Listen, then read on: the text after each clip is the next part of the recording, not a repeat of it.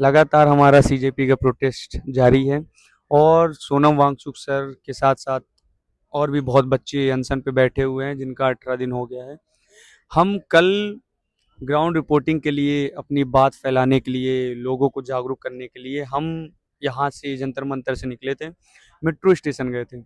Metro में हमने सोचा कि जाएंगे मेट्रो में लोगों को बताएंगे कि चीज़ें कैसे चल रही हैं और आपको आना कितना ज़रूरी है। हम गए मेट्रो में, हमने अपनी बात बताई, पर वहाँ गड़बड़ी ये हो गई कि वहाँ दो भाई लोग थे जिनको दिक्कत हो गई। अब उनको दिक्कत पता नहीं क्यों हुई, ये हम नहीं समझ पाए। वो उनको ऐसा लगता है कि ऐसे ही चलेगा तो हमारी जनरेशन अच्छी आती रहेंगी, लेकिन हमारे हिसाब से अगर ऐसे ही अनपढ़ नेता आते रहेंगे तो ऐसे ही पेपर लीक होते रहेंगे। पेपर लीक रोकने से कोई नहीं पेपर लीक होने से कोई नहीं रोक सकता।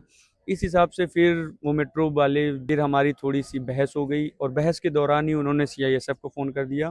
फिर सीआईएसएफ वालों ने आया, हमको बुलाया, ले गया और उन्होंने इसका कारण पूछा। तो फिर हमने उन्हें अपनी बात बताई कि क्या कारण है। तो फिर वो बोलने लगे कि ये आपको मेट्रो में परमिशन नहीं है।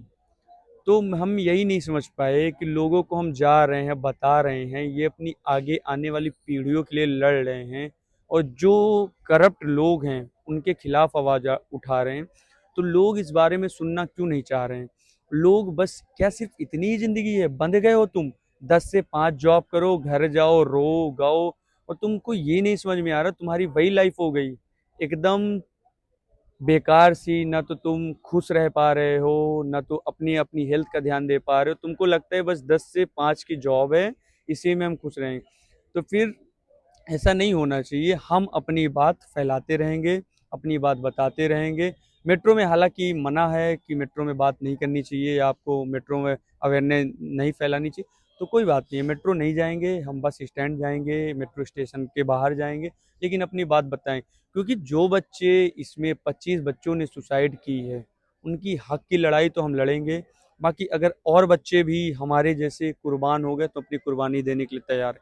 क्योंकि अपने लिए तो सभी जीते हैं, दूसरे के लिए जीकर देखो यार कितना मजा आता है। इंसान की जान बहुत कीमती है। बच्चे, नीट पेपर का अभी जो हमारा मुद्दा है, तो इसमें कहते हैं कि पढ़ाई करके इंसान मैच्योर होता है। तो आप सोचो 16-17 साल का बच्चा 17-18 घंटा नीट में पढ़ता है, फिर भी वो अपने मम्मी पापा को एक ये मैसेज लिखता है कि पापा, मम्मी, मेरे से नहीं हो पाएगा। उसकी देखो मैच्योरिटी लेवल कहाँ रहती, फिर भी इस करप्ट सरकार की वजह से वो समझ नहीं पाता कि चीज़ें क्या चल रही हैं और सुसाइड कर लेता है। उसको समझ में आता है कि अब मेरे से नहीं हो पाएगा। क्योंकि कर्जा, पढ़ाई हमारे भारत में इतनी महंगी हो चुकी है, इतनी महंगी हो चुकी है कि नॉर्मल आदमी तो पढ़ नहीं पाता और लोन लेके पढ़ना पड़ता है। तो आप देखो कि जो 10 लाख 15 लाख लोन लेके अपने बच्चे को पढ़ाता है, फिर बच्चा उस चीज़ को क्वालिफाई नहीं कर पाता, तो उसके मन में क्या क्या सवाल होते आते होंगे कि मेरे पापा मम्मी ने इतना मेहनत करके मुझे पढ़ाया, पर मैं फिर भी आज वहीं पे हूँ। आज मैंने बहुत शिद्दत से पढ़ाई की, पर ये जो बैठे सरकार है, गंवार सरकार है, अंधे बहरे सरकार है, इनको समझ में नहीं आ रहा है। इनको उन बच्चों की और उन माँ पिताओं की जिसने अपनी एक पेट काट काट के उन बच्चों को पढ़ाया है, बच्चों ने अपनी लगन से उस पेपर में बैठा है। फिर आप पेपर देने के बाद इंसान खुशी होता है कि आपका पेपर हो गया। वो घर में जाता है, चिल मारता है, आराम से थोड़ा घूमता है, फिर उसके बाद फिर वही रूटीन पकड़ ले, वो खुश रहता है। लेकिन ये पेपर लीक करा देते, इनका क्या है? आप साल भर मेहनत करो, 14-14 15-15 घंटे पढ़ के, लेकिन ये आधे घंटे में पेपर लीक करा देते। इनके पास और तो कोई काम है नहीं, क्योंकि इनके बच्चे विदेश में पढ़ रहे हैं, इनको क्या ही फर्क पड़ता। और हमारे राघव चड्ढा जी अभी कहे थे कुछ दिन पहले कि नीट का पेपर लीक इसलिए हो रहा है कि तुम इससे रिवीजन कर सकोगे। अरे आप, इतनी बुद्धि आपको नहीं है, रिवीजन क्या कर सकोगे? बच्चा इतनी मेहनत से पढ़ता है, पेपर देने के बाद वो खुश हो जाता है, लेकिन आपको क्या ही फर्क है? आप तो बस सेठ जी बने बैठे हो, आपके घर वाले पता नहीं क्या खिलाए आपको, क्या आपकी बुद्धि भ्रष्ट हो चुकी है। आप क्यों नहीं समझ पा रहे हो कि गरीब और गरीब होता जा रहा है, इलीट और इलीट होती जा रही है? क्यों नहीं शिक्षा दो, रोजगार दो, सड़क दो, पानी दो, बिजली दो। आपसे इतनी चीजें नहीं हो पा रही। अरे सरकार आपकी है, पैसा आप बनाते हो, पुलिस आपकी है, फोर्स आपकी है, फिर भी आप क्यों नहीं कर पा रहे हो? रेप हो जाते हैं, मर्डर हो जाते हैं, कई सारी चीज़ें हो जाती, पर आप कुछ नहीं कर पा रहे। वहीं के वहीं डेली के डेली क्राइम बढ़ता चला जा रहा है, कोर्ट्स में केस पेंडिंग होते चले जा रहे हैं, पर आपको इससे फ़र्क नहीं पड़ रहा। चीज़ें समझो, कोई यहाँ परमानेंट नहीं आया, सब टेम्परेरी हैं।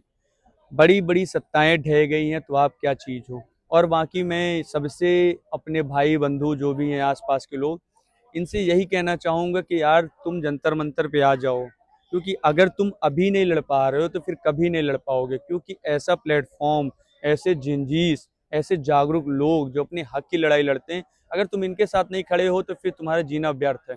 फिर तुम जिंदा ही क्यों हो, मर जाओ। जो अपनी हक की लड़ाई नहीं लड़ पा रहे, तुमको सिर्फ 10 से 5 लगते, एक दिन बंक मार दो, 20 जुलाई को आओ, संसद चलते हैं हम। धर्मेंद्र प्रधान जी से गलती हुई है, उनसे नीट पेपर लीक हुआ है, शिक्षा मंत्री वो हैं, उनसे और पेपर ज़्यादा लीक हुए हैं। अब तक में 85 जो नंबरिंग के हैं उतने पेपर लीक हुए।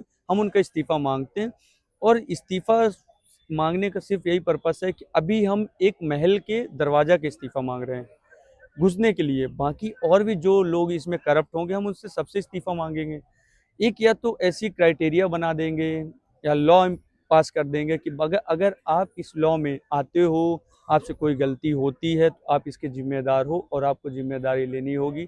और बाकी एक बार फिर कहूँगा, जंतर मंतर पे प्रोटेस्ट चल रहा है सीजेपी का, आओ यार अपने हक की लड़ाई लड़ो। क्योंकि अगर अभी नहीं तो कभी नहीं, अभी नहीं बोल पा रहे तो फिर तुम कभी नहीं बोल पा रहे। ऐसे तुम्हारे मुर्दा होने के समान फिर और कुछ नहीं बचा।